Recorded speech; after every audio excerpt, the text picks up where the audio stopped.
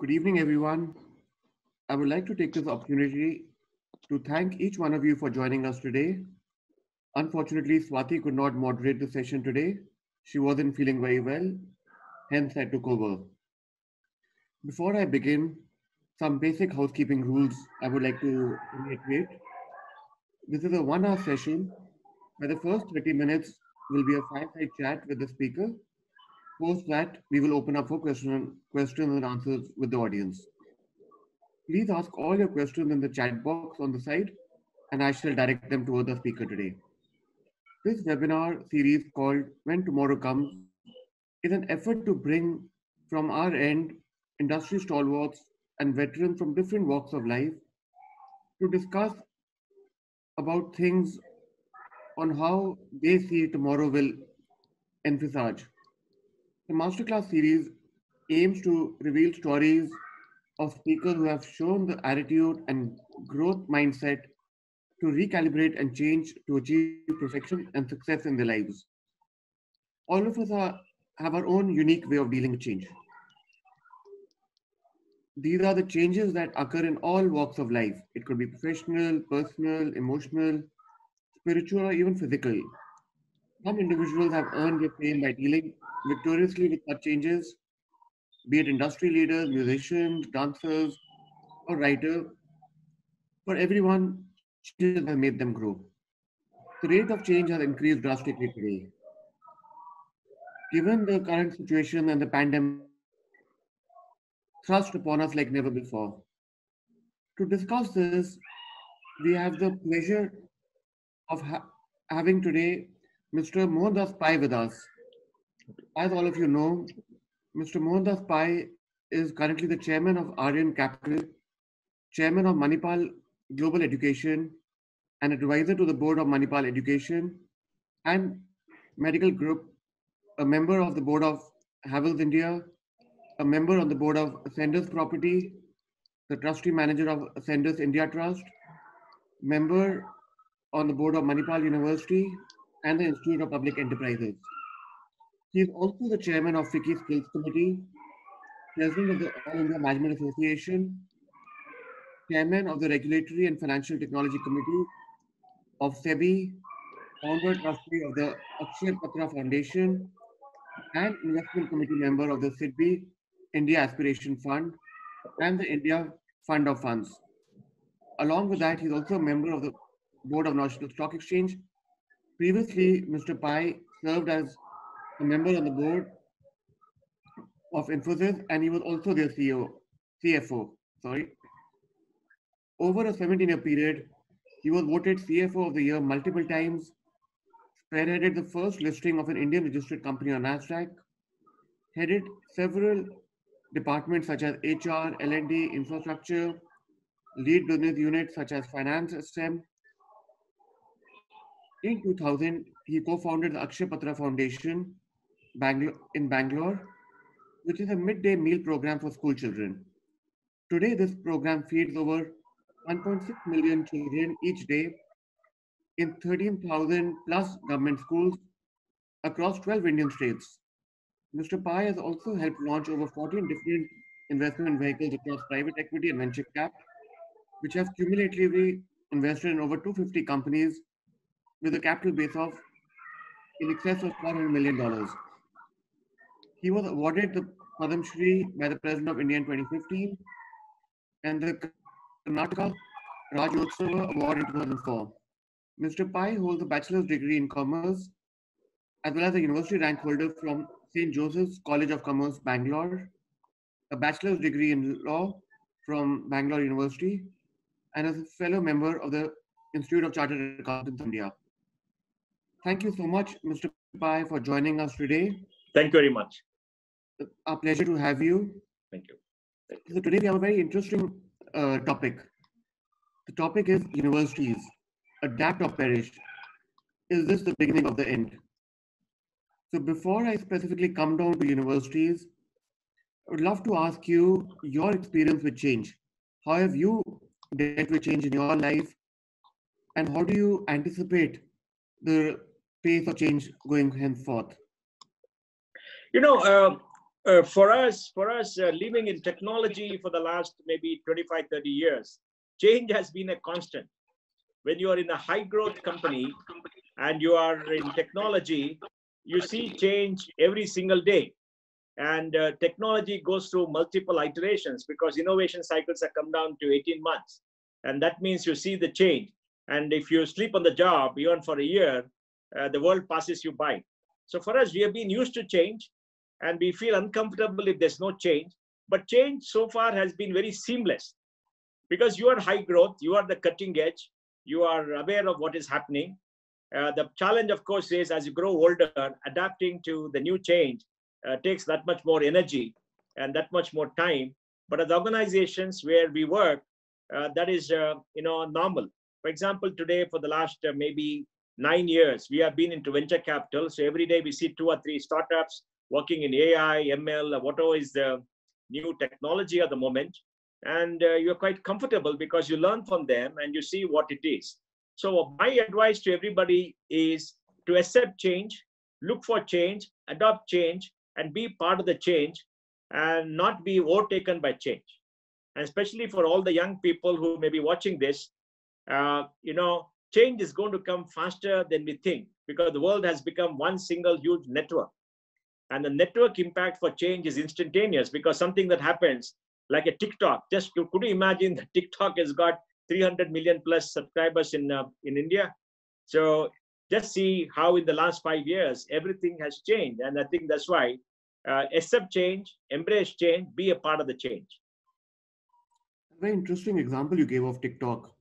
And just to think of it, it wasn't around even 3 years ago. Yeah. That's fascinating. Now, and Akshay, just think, could we have done this Zoom series of seminars even 5 months ago, 6 months ago? I agree. Now, given the current situation, what do you think will happen overall in the pace of change? Are we No, go ahead. Sorry. So post the pandemic, do you expect there will be further these change which we are seeing today will further get accelerated, or we'll go back to the old way of doing things? I think I read an article somewhere that said that if people have been exposed to change over 45 days and they used change their habits, they're not going to go back. So today, since all of us have been locked down for close to 90 days, what have we done? We buy using e-commerce. Mm-hmm. We talk to each other through video. We do our banking transactions online. We get entertainment by Hotstar, Netflix, or whatever it is. We are on WhatsApp. We are communicating with everybody. We see rich videos. We do education through the digital media. And everything that we do and we want to do is done digitally. So our lives are already changed. And the device has become our master already, which is very bad because we shouldn't be subject to any of these habits. We should have the ability even now to read a book quietly, tucked up in a corner, and to dream of new things, etc. Use our mind, because the digital media takes away too much of our attention, and maybe we get addicted to it. So the change has already come. So when COVID ends, we are in the digital era fully, and people are not going to go back to the old ways of doing things because this is much more convenient to a large extent. The only thing that we miss is socialization. We are not able to meet a lot of people. We are not able to go with them for a coffee or gossip with them, stand there and see other people or chatter or whatever it is. And that is very essential for all of us because we are social creatures. And that aspect we miss. We also miss going out for holidays, seeing new things, taking a break, etc. But that will happen sooner or later. For the greater part of the work, digital will be the key. And since so many of us in every facet of life are adapted to it, that is going to be the new normal. What would have taken possibly 3 to 5 years, in my view? Why only 3 to 5 years? Because, 4.5 billion people or the 7.6 billion people are on the internet, 5.5 billion have a mobile phone, and that was really expanding with smartphones going up. It's only 3 or 5 years before everything would have gone digital in a great extent. It suddenly come upon us. But the good thing is, it is all available. It is all there. And suddenly people have adopted it. And the networks have been built up, wireless have been built up, the devices are there, most people have it, they were using it, and suddenly they're using much more of it. I just saw a piece of data that Airtel says that every subscriber consumes 14.5 GB and Reliance has got something like 12 GB. And 14.5 GB is very, very large. That much of data is being seen. 63 minutes of video before COVID. Now I guess everybody sees 2 or 3 hours of video, maybe more, every single day. So I think the change is going to be permanent. It's going to impact many people, and the change will accelerate digitization and automation. When business reopens, the way you approach your customers should be different. When education universities like yours reopen, the way you educate and interact with students will be very different. When hospitals reopen, most people will want to talk to specialists on video before they go to a hospital for a physical examination. And whether they're going to go to cinema theaters, I don't know. Yes, they may go to cafes to meet people, to just while away the time or enjoy a break. But will they go to a cinema theater for 2.5 hours when they can see things in the home or on the wide screen and everybody can have their choice? I don't know. So many of the earlier habits that we had, which were built because of the way that we grew up, the way we have been working for a long time, will change. And to understand that, if you talk to a 15-year-old today and see how a 15-year-old lives and does things, you will find a very dramatic change, because they are the digital natives. They've grown up in the digital world fully. They grew up with the device in their hands from the time they could watch out what is happening in the world.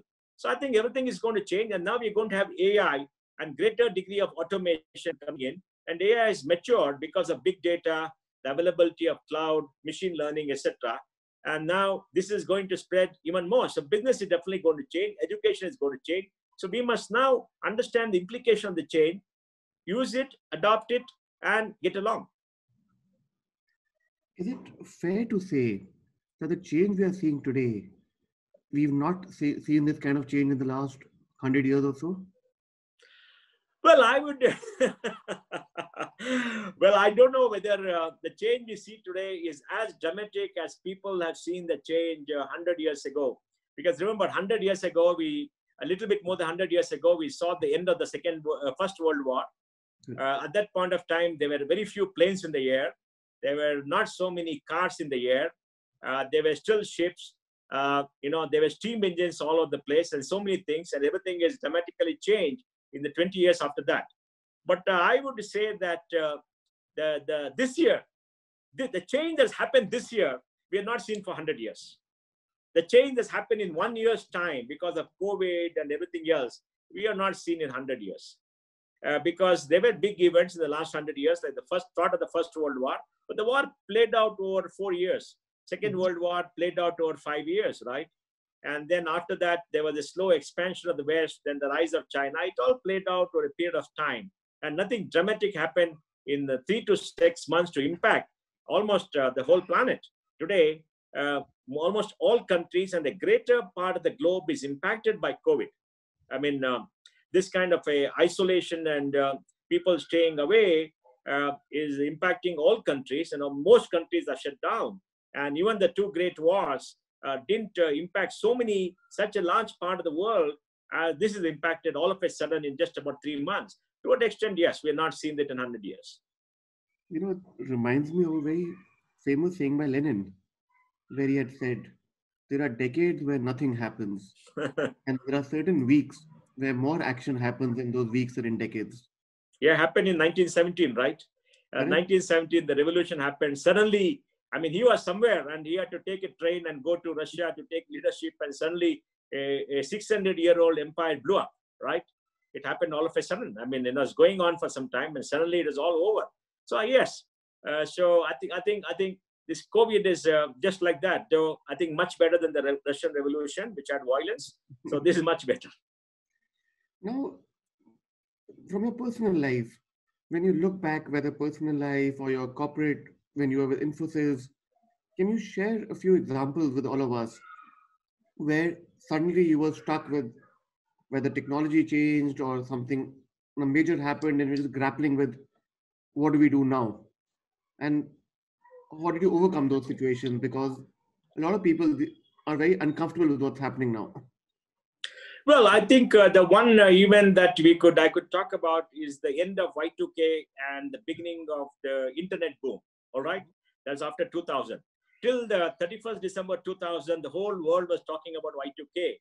Y2K means that computer software did not have enough fields for that year 2000, right? Because they did not have enough fields, and they could.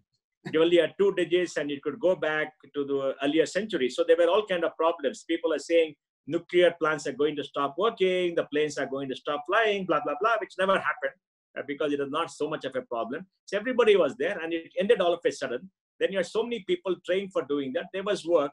And suddenly the internet boom started soon after that. And when the internet boom started, a new range of companies came up and the valuations went out of the window and everything just blew up. Huge amount of money came, small companies came, they were growing quarter upon quarter in a very absurd manner. And we had to scramble to catch up and scramble to train people in the latest technology because Y2K was very old technology, but the market was there. And you had to leapfrog 4 to 5 generations of technology to train people. And that is a very critical time for us. But we had a couple of things in our favor for change. And that was, we had a very young workforce. And when you have a workforce with the age group of 27, they will change. If we are like the Western companies with the age of 45, 50 years, like possibly universities are, we would have been stuck because we are in business. And business is moving very fast. Universities do move slowly. They have great brands. So, and second, we had a great group of educators who were already looking at new technologies before that, and they could quickly scramble and train people. And within maybe 1 year, we could train a whole lot of people. And we are not so big those days. We are not so big. We could train a whole lot of people. And even now, when digitization came upon the world all of a sudden, about 3 years ago, when there was talk of AI digitization, all the IT companies were able to train 60% of the workforce. 60% of the workforce, maybe they train 1 million, 1.5 million people. Because the Indian IT companies are the cutting edge because they have set up their own training facilities, huge training facilities within the campuses. And they have a huge staff. I remember when I used to head education and training at Infosys, I had a 600 computer science faculty in the education department, 600. Wow. And half of them were doctorates. And you could imagine the power. And we could hide 30,000 people, train them for 26 weeks, and convert them, 95, 96% of them, into world-class software engineers who could work in any technology under the sun. It was an exhilarating experience, but we could do it because we had the money, we had the resources, we had the educators. So in all this time when change happened, if you have people who can train others into new stuff and you have a young workforce, you can succeed. But if you are a very mature company with an average age of 45, 46, and you must remember in Europe, the average age of most people in Germany is 47 years, right? Even in Japan is 47 years. It is difficult for them to change because as you grow older, your habits become set and you find it very difficult to change, and that really hurts you. So I do think that, these are occasions where the suddenness of change was there. And luckily, we were in the knowledge business. If you're not in the knowledge business, it'll be difficult. Now just look, if you're a retail store, a chain of retail stores today, and you have been shut for 60 days, 70 days because people can't come to your shop. And then suddenly everything opens up. Now, how are you going to respond to change? Because, you're 2 generations behind, right? You're not built the technology, you're not done everything else. And suppose you're a rural college where the wireless and Wi-Fi is not very good. I mean, the wireless links are not very good. The power situation is not good. And suddenly you get what you're experiencing right now, and you have to have online education. Your faculty is not prepared. You don't understand technology. You don't have people. What will you do? So I think we had that lucky things and we are able to change. But what we learned is that you need to be in a fast growing environment. You need to be paranoid. You got to look out. You got to have people on the lookout always, see what is happening, keep yourself prepared because you are in a very fast growing business and business could shift dramatically in 12 months, 24 months, and then work. So I think these are the occasions when we went through very, very rapid change. Thank you. As a follow-on question, because you are very actively involved in the venture cap PE world also, in your view, in the next 5-10 years, which are the new industries or types of businesses you think will become the disruptors, like you mentioned, using the Y2K example? I think my view is robotics is going to take off because, maybe 45, 50% of the things that that people can do, robots can do right now. There is great dexterity. Just today, I saw a let us say, a dog-like robo which can move, being released by Boston Dynamics, right? With tremendous flexibility, you can buy it today. And we have seen humanoids, in the lab who can do a backflip. Now, you and I can't do a backflip. Stand and do a backflip. It is very excruciatingly painful and requires great expertise. Only the greatest of athletes can do it and land on your feet, and these robots can do it. And that means the sophistication of the robot is so very high. They got cameras instead of eyes, and the images translate into code, and the code is transmitted everywhere instantaneously, like our nervous system works, and the commands are sent, and you can do everything else. And that is remarkable. And today, you have AI doing a lot of work, like facial recognition. 99% of human beings can be recognized by sophisticated facial recognition tools today. They're all over the place, in all the cameras globally, in China, in the UK, in the US, and other places. And what you see in some of the movies, where you can track people going on the street and finding out where they are and stop traffic, all that can actually happen. So I think we are going to see this kind of a thing dramatic. So robotics is going to be one. Artificial intelligence and machine learning, which will take over much of the task human beings do, will be another one. And electric vehicles and autonomous cars. Autonomous cars may take some time because training the machine is extremely difficult. We are possibly in stage 3 or stage 4. Stage 5 will be the ultimate. And I think the EV vehicles will take off now for a very important reason. COVID has, around the world, improved the air quality. Now, you are in Delhi breathing fresh air. You've never been able to breathe fresh air for the last maybe 10 years, 15 years, right? Suddenly you got fresh air and you got blue skies. And somebody told me about 2 months ago, before the heat, that you had alpine weather. Well, you got to go to Switzerland to find out what is alpine weather. I go to Kashmir, and many of them are going there, said, oh, in Delhi, we had alpine weather, fresh air, the breeze was beautiful, the trees were green, and the sky was blue. You never had that. Now, you don't want to go back to the smoggy days in Delhi where the air is so foul. You can't see India Gate from Raisina Hill and all that, right? So that means, electric vehicles and less pollution, that's what you want to have. And you want to fight for it as civic activists and citizens. So I think electric vehicles are going to be there. That means the way we live and change is going to come in a dramatic way, and it's going to impact a lot of people. I mean, yeah, you mentioned Delhi. I mean, the kind of birds we've seen over the last 2-3 months is fascinating. I mean, just to look out, the birds chirping, clear blue skies. Yeah. I show my children blue skies. That's a good one. You should tell that to everybody. I showed my children what a blue sky is. They never knew a blue sky. They were born thinking the sky is gray. Interesting. That's actually what you're talking about. I read a very interesting book called Industries of the Future by Alec Ross.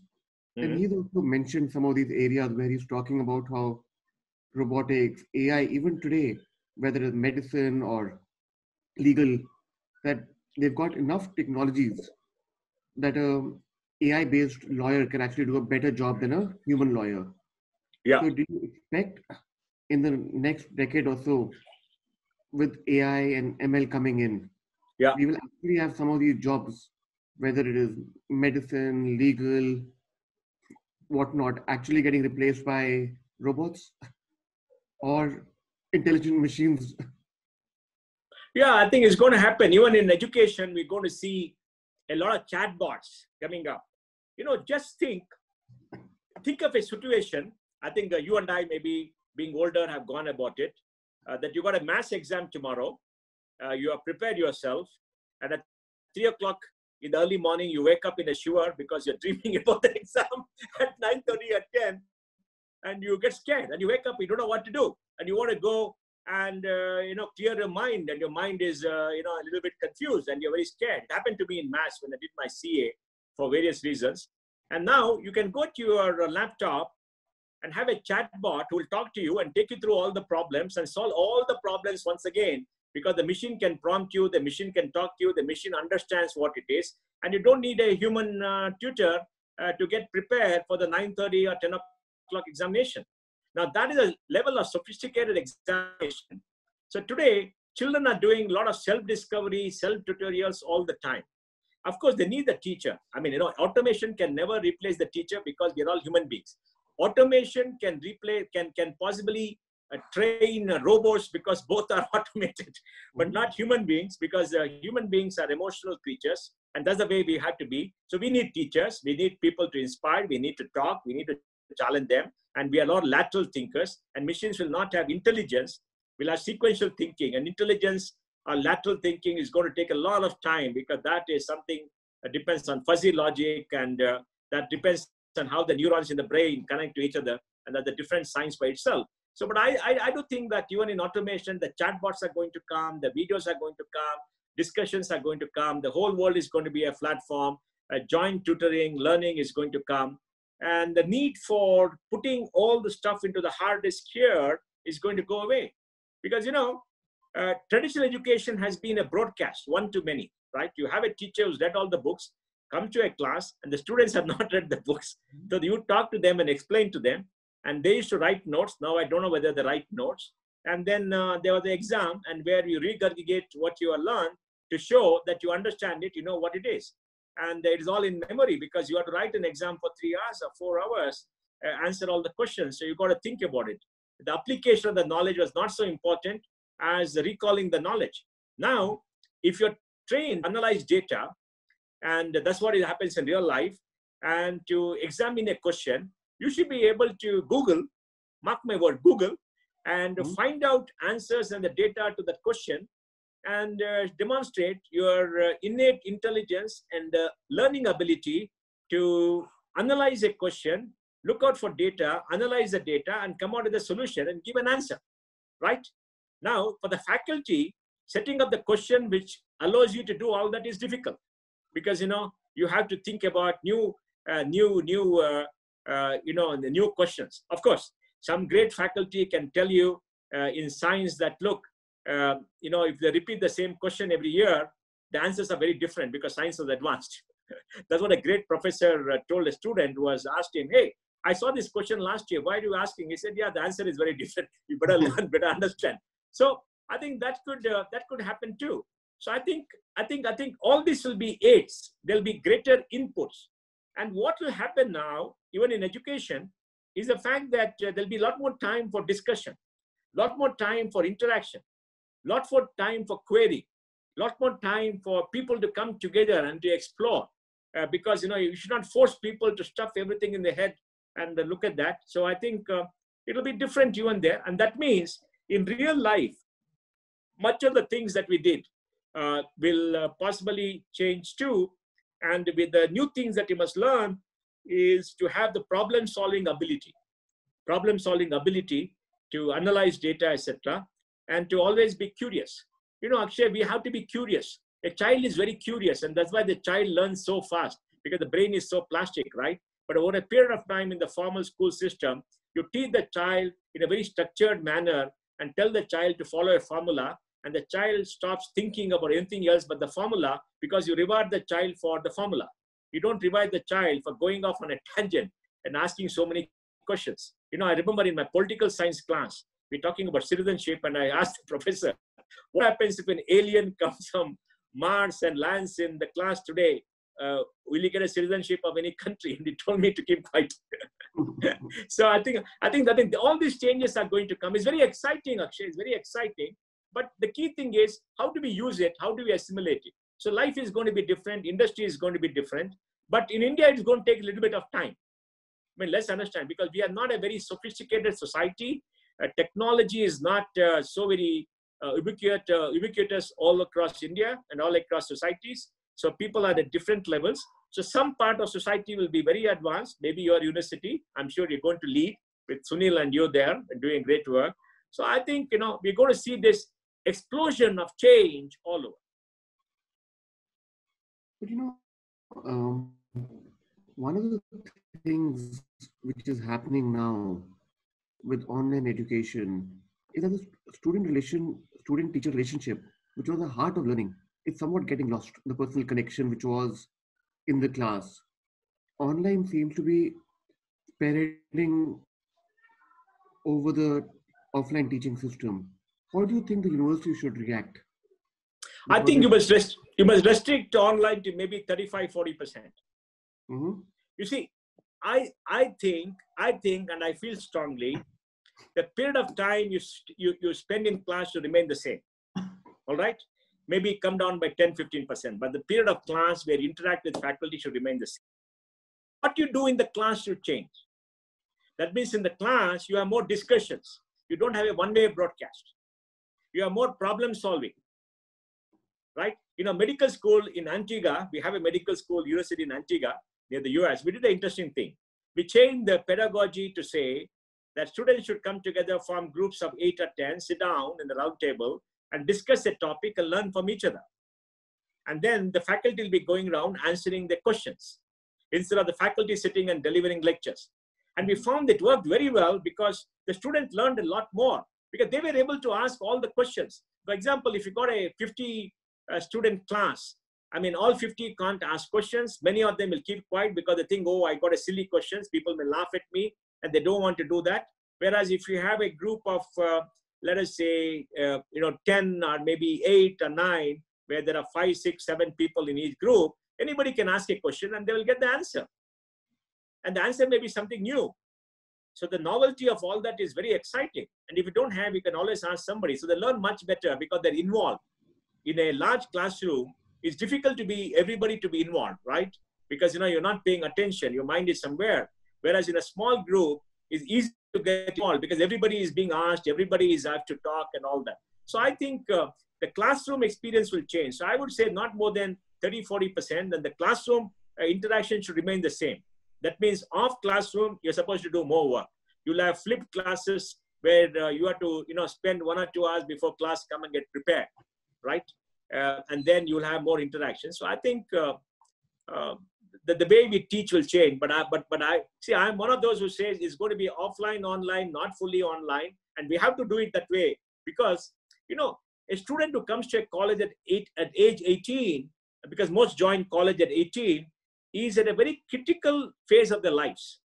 They are uncertain of the worldview. They're growing up. They need the peer group. They need the teacher to be a mentor to them. Mentor, mind you, not a dictator, a mentor, and to advise them and talk to them. And they have to grow up in those 3 or 4 years. They have to learn to negotiate with each other. They have to learn to communicate. They must get self-confidence. Their body undergoes many, many changes. And they grow up in those 3 years. And that is the very 3 critical years where they get ready to join society. Before then, they are mostly in school. And school is very different. School is cloistered and sheltered, right? You shelter them, they're cloistered, and it's a very different experience because when you are in school, you have younger children of 8 and 10, and you have children of 14, 15, 16, and everybody is together. So, it's difficult to be an adult. So, so when you come to university, you are a young adult. And you're asked to do things yourself. And that is, you have to learn how to do things. You have to learn to be self-confident because you got to get a self-confidence. And that's why you need a teacher. And without a teacher, this change is not going to happen.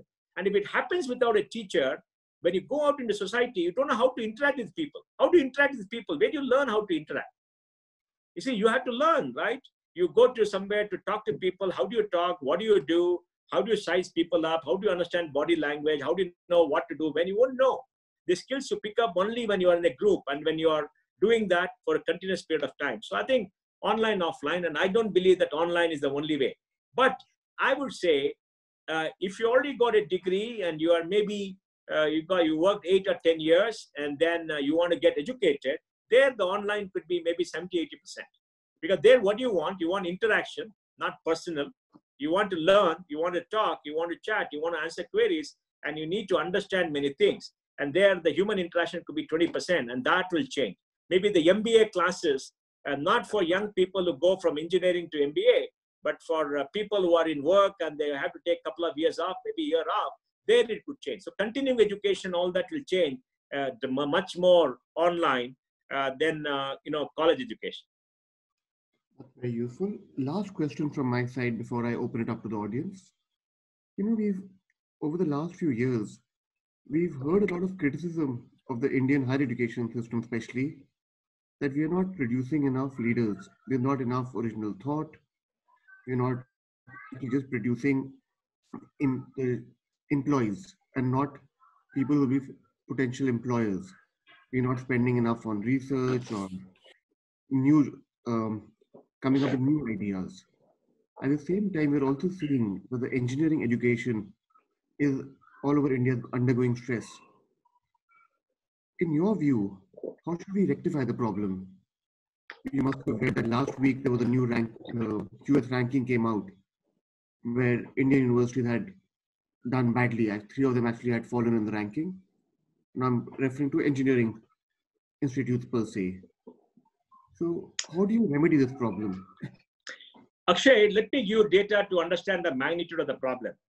India has got more than 975 universities, 51,000 colleges, and about 3.6 crore young people in college. 3.6 crore. We may be higher than China at this point of time. We graduate 90 lakh young people every single year. Now, when you got 51,000 colleges and 975 plus universities, all are not at the same standard. All are not BM Munjal, right? Or an IIT or a Manipal. They're very different, right? And the students coming there also come from very different backgrounds. Now, my son goes to a college. He comes from a very different family background than the rural kid who's a first generation learner. We have to accept that things are very different. But everybody has to undergo the same course with the same, and we expect the same output from everybody, despite the input being very different and the education given to them being very, very different and extremely varied, right? And then we are trying to fit everything into a structured course without giving flexibility for students to choose. So you are stuck in a particular course with a particular content and a particular output, and you can't change, you can't do many other things and join them, etc. We don't have majors, minors, and the kind of flexibility. So we have to restructure our universities first into three specific categories. One is the research-based teaching universities, where research dominates. Maybe research is 40–50% of the teaching, and that'll be for masters and PhDs and maybe a little bit of undergrad, just like the Indian Institute of Science. And the second will be very good teaching universities, maybe much of the IITs, much of the IIMs, and a few of the IIMs could be research come teaching, because all of them can't do research. And let's accept it, all 975 universities, all faculty can't do research. I mean, in a good teaching university, maybe 10–15% will do research. In a good research come teaching university, maybe 40–50% can do decent research in the Indian conditions. Everybody can't do research. We should not have this expectation. And the third should be community colleges, which are smaller colleges where people go there to get a basic degree. And the degree enables them to negotiate, society and life and etc. And once you have this structure with a open door, people can go to any of these three categories depending upon what they want to do, how they want to do, and they can get in, and flexibility for them to go anywhere without being forced to do things with enough capacity. We'll create a structure where students will find their own way to excellence, and they will not be forced. So in a rural area where there is not a good faculty, there's not everybody else, community colleges could be the first step. And in there, everybody will enjoy themselves, they'll do well. And then many of them who want to continue can go for their master's course somewhere else and do another bachelor's degree or whatever it is. And people who are very serious about academics, even at a young age, could go to a research cum teaching university to start doing a master's cum PhD at an early age, or a bachelor's cum master's at an early age, a honors course, etc. So those kind of a flexible structure has to be done. That's point number one. Point number two, the entire pedagogy and education experience has to be very varied. Now, you take a university, there are faculty. The faculty teach a certain number of courses. Because you don't have faculty, you can teach more courses. So the student gets stuck. Now, if I'm going to an engineering college, can I have a degree in mechanical engineering with a minor in design, a minor in sports, a minor, let us say, in logic, or a minor in liberal arts? I can't do that. I can't do that. I can't collect all these courses to add to my educational experience so that I become very broad-based, because the university does not have the capacity and the capability to do that for me. So I get stuck. So we got to open up universities, and to do that, we got to create coalitions. For example, if BM Munjal is a technical university, maybe you should tie it with a liberal arts university where your students can do some courses, because you may not be able to get that faculty, and they get credits there, credits with you, and you are the prime university, and you can take the credits and give them a degree and write the kind of subjects that you want. So this will broadly expand everything else. And the third thing we need to do in pedagogy is to limit the quantum of information that is fed to them and train them to do self-research and more projects. For example, in the universities, in our engineering colleges, we have now become more project-based, and we cut down on the quantum of information that we give from 2,400 hours to 1,600 hours. So much more is projects. So there's an application. In engineering, is an application of knowledge, right? It's not only theory. So you got to do more applications, solve real-time problems, do tinkering, go to the lab, build those racing engines, etc.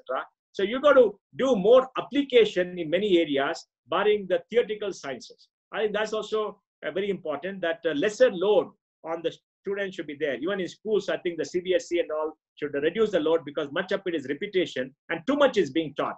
And the too much, forces the students to do certain things. Because, in college and in school, you need time to think. You need time to read outside the syllabus. If you are so very busy, 12, 14 hours a day, only doing syllabus, you're not going to get by. Your mind gets structured. And even for the faculty, we got to reduce the load on the faculty. And how to reduce the load on the faculty? There's got to be more, let us say, technology use, so that flipped classrooms and videos are available, so they don't have to go and teach. So it's all prepared and kept ready. Proctored examination and courses are there, so they don't have to correct course papers and everything else. And they can spend more time tutoring, more time discussing with students, and their students can afford you to have one-on-one sitting across the table experience much, much more than going to a classroom, right? That's very important for them, because so faculty needs time. And faculty also need time to research. They also need time for themselves, right? You can't be, so very working, so much of work being done every day that you no time to read, no time to think. And that's a major problem with Indian universities, because the teaching load is too much. So you need this kind of educational structure. You need this kind of a flexible structure for doing your degrees online, offline, collect all this. And you need time. Maybe you want to do a degree in 5 years. That's fine. Go out and come back. You need a degree in 6 years. You want to do a degree in 2 years. That's fine. Take all the courses and do it. But you can't do it right now. And also, they reduce the load on the teachers and make it extremely flexible. And then lastly, you have to create money for research. In India, the public funding for research is very less. And even in this public funding, government funding, they give it only to public institutions. The private people don't get it, because somehow there is this big socialistic norm. Oh, the private is not good, blah, blah, blah. And they don't want to touch it. I mean, you should, we are recommended, is there the national education policy that create a 5,000 crore national research foundation, where you can give grants for research on a competitive basis. So let everybody submit, let them be competitive, and the best people win. It doesn't have to be only the IITs get the money and the IISc get the money. Why can't everybody get the money? And depends on what you have and what you want to do. So we've got to create all these huge reforms. And underlying that should be technology, because technology can solve a lot of problems. It can track students, make sure they get the scholarship. It can ease the burden of management. Managing a university, Akshay, is very tough. It's a lot of work, a lot of papers, a lot of documentation, a lot of processes. And very often in most universities, the processes kill everything else.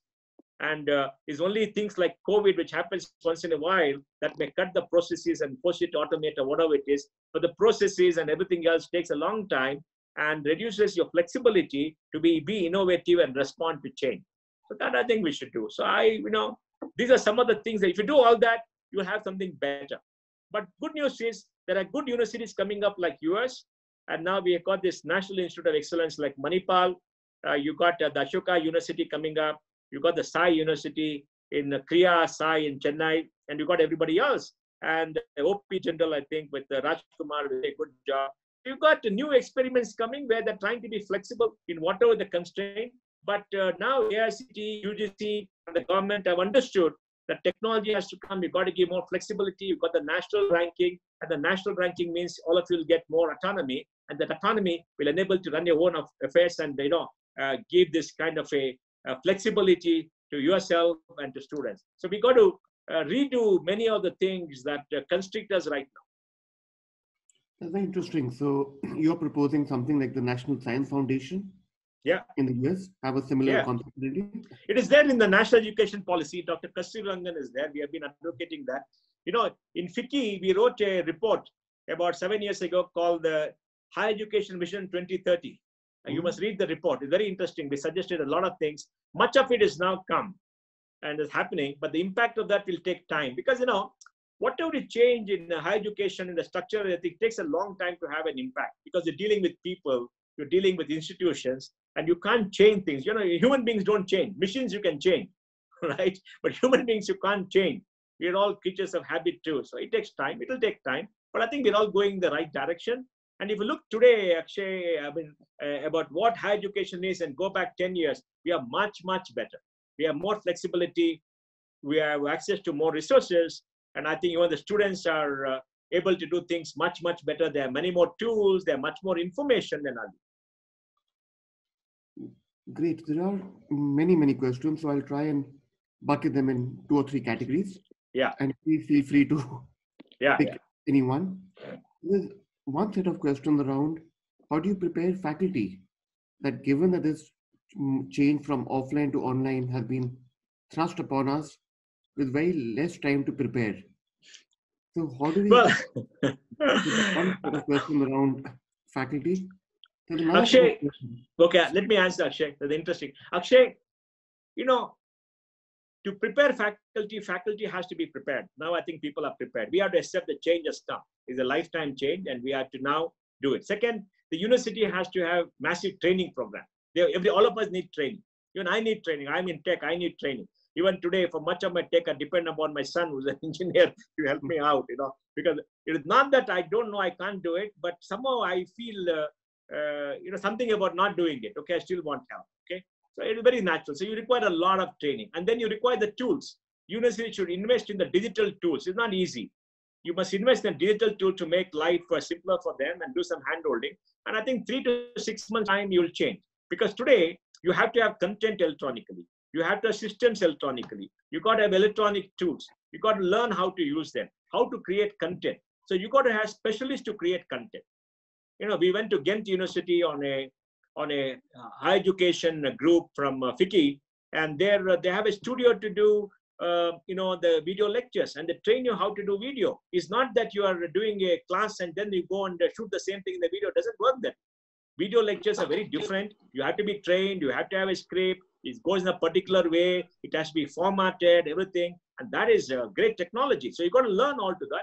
And everybody cannot do that. So you can use the video lectures made by good people, maybe the top 10 of the faculty, and use it as an input to teach. So I think all these things have to be done to prepare. But the most important thing that's required, which all of us have to accept, is the need for change and the preparation for change. We have to make up our mind. Life has changed and we will change. Yes, we need training, we need the inputs, and things will be better. But we need to understand human beings are important, teachers are important, they're not going to go away. They're not threatened. Now, there's a whole second set of questions around COVID. That if, worst case scenario, the pandemic lasts longer than expected, how do you see the economy, industry, education, whether schools or higher education, where a lot of students are reluctant to join if the COVID pandemic persists? So how do you see that play out? Because I think, you know, Akshay, I've been talking to regulators. We had a seminar with Dr. Anil Sastapudhe, the chief of AICTE, and he was telling that, look, we are prepared to have the first semester digitally, online, okay? That means you open up the classes, you have entrance tests which are proctored. For example, IMA, Management Institute, is doing that MAT test in a proctored way next month. So you get all the results and then you apply and you get the admission. And till December, you do online, till it's very safe to come. Not that you can't get people into school and colleges, but you know, it may not be safe. It's not worth taking the risk. It's too much of a risk. Or maybe you can have them come 2 days a week or 3 days a week, whatever it is, if they're able to come, because public transport may not be there fully, things may not be there. So we got to be prepared that till December at least, or the first semester of this year, after admission, we got to be prepared for 80-90% online. Then after that, we can readjust to maybe 30-40% online in the rest classrooms, and things may come back to normal. I think that we all have to be prepared. And students have to be prepared to accept that, and they can't ask for free waivers and say, oh, I'm learning from home, I'm not going to pay you, because they're not going to get admission. Let's be very clear, okay? Things are not changed. All universities, schools have to pay the faculty well, they have to retain them, the costs are the same, and I think 70-80% of fees are used to pay salaries, and salaries have to be paid. Let's keep it just as their parents would like to keep their jobs. and not be told you're working from home, so I'm going to cut 50% of your pay. It's not going to work. So people have to accept that. And the third thing is university should be prepared to make the kind of investment to make it a seamless experience. So I think the investment requirements are going to be very high. So we got to be prepared for this. And once you're prepared and accept the reality that this is how it is going to be, maybe from January of next year, things will become in India. The next wave maybe has to come. We don't know. The next wave maybe is coming in many places. And if that comes and we peak, and then we get some vaccine, we get some drugs, or we have herd immunity, and herd immunity is expanding dramatically in India. For example, Dharavi, we're not seeing new cases, right? Even in Dharavi, where 800,000 people are there in 2.5 square kilometers with density, huge density, we're not seeing so much of that. So I think, we have to be prepared for all this. And as for the economy is concerned, this is going to be a bad year, all right? Our GDP last year was $2.9 trillion. And this year, we could degrow 5 to 7%. We could be less than last year, all right? We could be less than last year. It's never happened in our history. I have not seen it in my life. And I need a little bit of time. So, this degrowth is going to have severe repercussions in society because consumption will go down, public transport will not come up to the same extent. So it's going to have an impact. We have to accept it and say, we will work this year, we'll invest this year, do everything in the hope that next year will be a good year. And I'm sure 21-22 will be a good year, much more normal year. And even if the pandemic doesn't go away, we'll get used to it and we will work with the new reality. So we got to be prepared mentally and write off this year, but prepare for the next year. And if we don't prepare for the next year is going to be a tough year for everybody because there's going to be severe competition. That's very interesting because given that India's population is growing, and if your population is growing and you're having degrowth at the economy, it's a very dangerous sign. It is. There's a very interesting question by Mr. Raj Singh. What he's asking is two things. He's saying, how do you see the examination and evaluation system change and the changing in methods in teaching and learning, especially since a lot of our students still have the coaching center mentality and we scare them away from taking courses in humanity and liberal arts? Well, I think people like you have to force the change. And that means you need to have more open book examinations. Excluding the final examination, why can't you have open book examinations? Set the question in such a way that students have 3 hours, 4 hours to write the examination. They can carry any book that you want, and answers are not there in all the books. So it is not that you can get questions to the answers, and you post problems for them, which only they can solve if they have read it, they understand it. And I think if you work a little bit harder, I'm sure you can do that. And if you're able to do all that, get away from this mentality that exam is a structured process. An examination should be a process for assessing one's ability to give an answer to certain problems, or at least show the way you are thinking and where you want to solve it. Now, you may not get the answer, but if you're doing it properly in a structured manner, in a proper manner where you could get the answer could be right or wrong, you should be able to get good marks. So you have to assess the thinking ability, the innate intelligence and thinking ability of the individual rather than force that. And for the first 2 years of a 3-year course, you could try all that and put the examination. I'm sure the regulatory authorities also will accept all that. And second, use technology to have more examination. And of course, the final examination could have a little bit more interaction, little bit more interviews, so that you're allowed to write, you're allowed to solve problems, and you're allowed to speak, and you can have a viva or something like that. I know it's going to take more time, it's going to be that, but you can, I'm sure, do all that, and then get the degree. And you as a university have the right to give a degree. And nobody can question you whether, you have got an examination, you've done everything else, right? So I think we should all graduate and change the way we do things. Because let me tell you, Akshay, if I'm an employer, when I hire your people, what am I looking for? I'm looking for, are you in the top 20, 30% of the class? Okay. So you will always have a normal distribution. Everybody is not going to be at the top. I mean, that is how you assess people, right? Okay. It's not that only the top 20%, 30% is good. It's just that that's an entry gate. Okay. And maybe the bottom 20% are much better, but that's a different story. And after they come, you interview them and talk to them and test them to see whether they can think logically, they can communicate, they have all the qualities that you want as an employee. And then you train them in domain. You train them in technology and domain in any which way. And then that is it. That's what real life wants. right? That's what we want in real life. And if you're able to do that, that's fine. Great. There's a very interesting question. Which are the skills you think we should build on in children before they enter higher education institute? Because while we're Well, talking about higher education, schooling system also is regulated and they feed into the higher education. well, I think the most important skill for a child is curiosity. The child should have a curious mind. Then the child will discover. The child will wander, discover, enjoy the experience of education. Okay? And it's very important even for schools to retain the curiosity.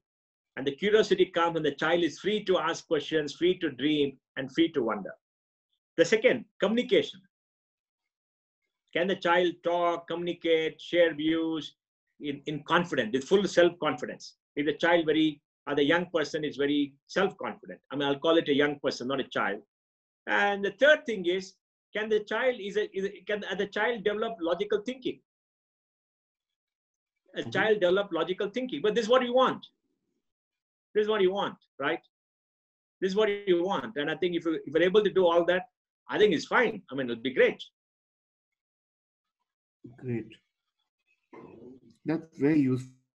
Another set of questions which people are asking is around, now that we are all confined to our homes, how do you deal with depression? There are multiple questions around that, especially that the social interaction has been reduced, given what lately happened in Bollywood.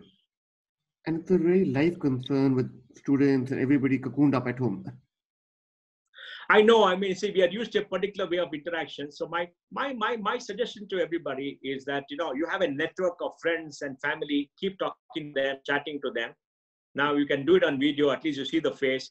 Phone is very remote, right? Phone is only the voice. At least the video, I can see your face. I can see emotion when I talk to you. We can all laugh together.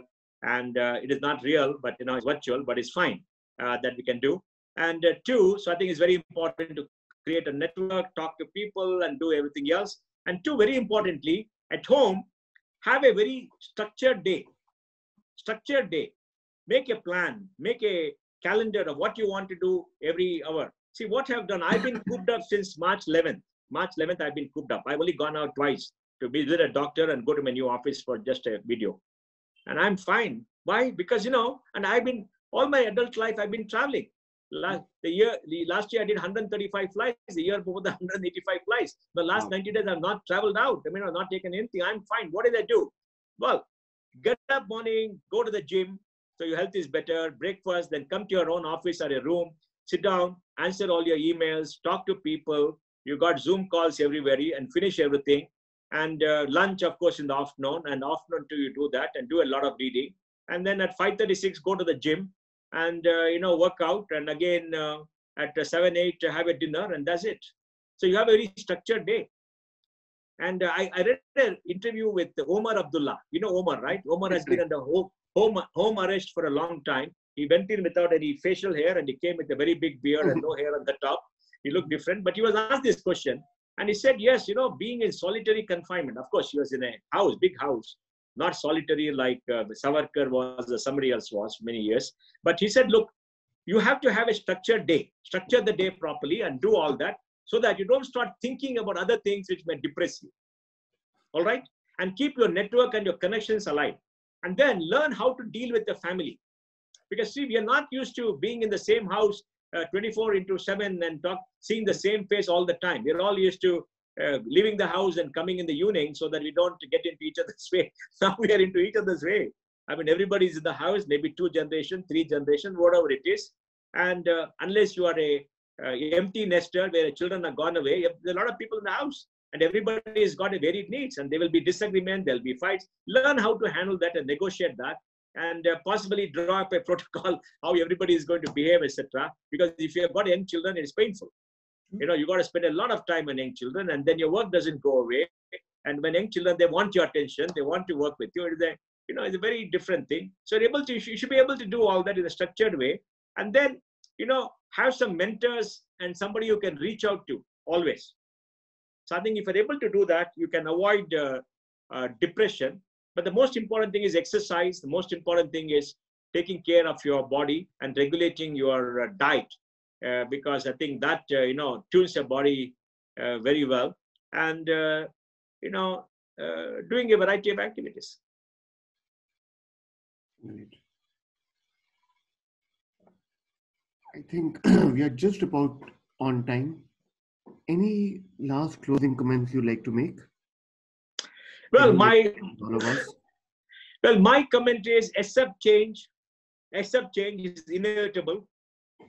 Don't be overawed by change. You may take your own time to, go through the process of training and learning to accept the change. And keep your networks alive. Talk to people once in a while. Do this video calls and talk to everybody. Retain your curiosity and a good cheer. Take care of your health. Health is very important. In fact, I think for so many of us, this period of confinement has improved our health, because, we regulate our diet much better, we exercise, and we are not stressed so much. Stress levels have come down.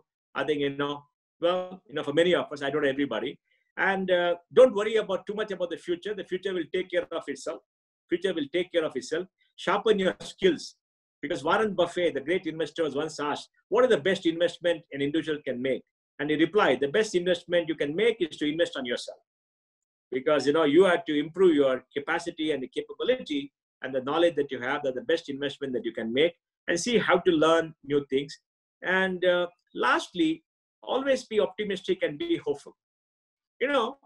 I keep telling my people on network, the sun is going to rise in the morning, it's going to set in the evening. Irrespective of what you are there, you are not there, whatever happens is going to happen, right? So that is the inevitability of life. So accept that and enjoy the day to the full and look forward to the next day. Great. Thank you so much. Accept change. On such a positive note, I'd like to thank you again. Thank you. Thank all the people who attended today's webinar. Extremely useful. You shared some very practical examples. And I'm just reading a lot of comments which we're getting. Everybody is saying, amazing session. Thank you. Thank you. Look forward, extremely useful. And we look forward to staying in touch and inviting you again. Thank you. One we can learn from you. Thank you for taking the time, and thank you all for attending. Thank you for inviting me. I'm very grateful to all of you for listening to me. Thank you very much.